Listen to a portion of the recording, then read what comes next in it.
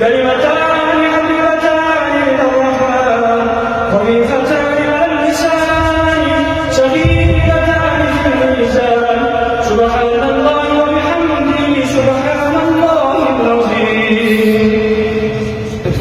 بسم الله الرحمن الرحيم.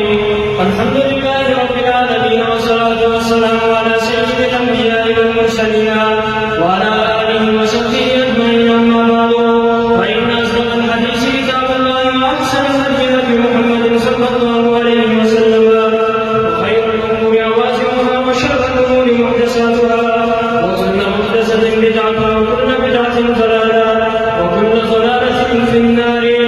قال عبد الله بن المبارك رحمه الله تعالى: الإسناد من الدين ولولا الإسناد لقال من شاء ما شاء. رواه مسلم.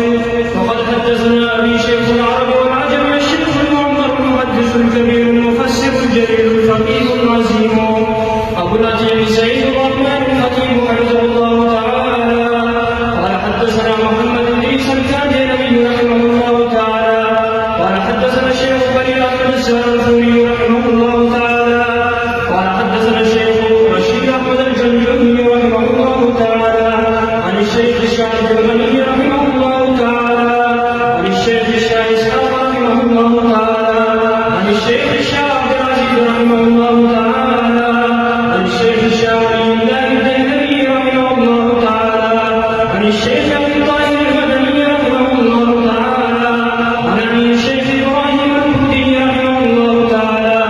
قال حدثنا الشيخ المزاكي رحمه الله تعالى عن الشيخ شهاب بن السوسي رحمه الله تعالى عن الشيخ البيتي رحمه الله تعالى عن الشيخ زيد زكريا رحمه الله تعالى عن الشيخ أسعد الرحيم رحمه الله تعالى عن الشيخ عمر المرادي رحمه الله تعالى.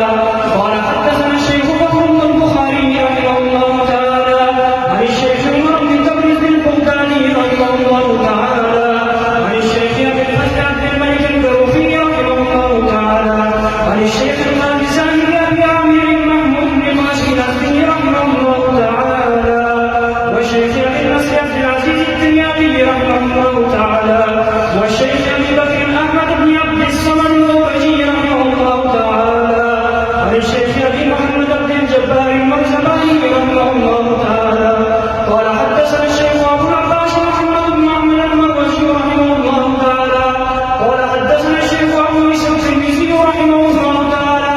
قال حدثنا الشيخ محمد بن إسماعيل البخاري رحمه الله تعالى وبالسند المتصل منا إلى الإمام الإمام الحافظ الحجة الأمير المؤمنين في الحديث أبي عبد الله محمد بن إسماعيل بن إبراهيم بن المغيرة بن بردة الجوفي اليماني البخاري رحمه الله تعالى أنه قال: باب قول الله تعالى: ونزل الموازين القسط ليوم القيامة وأن أعمال بني آدم وقوم يوزنون.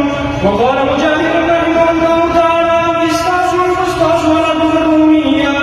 ويقال القسط مصدر مقصد والعادل وأما القاصد فهو الجائر.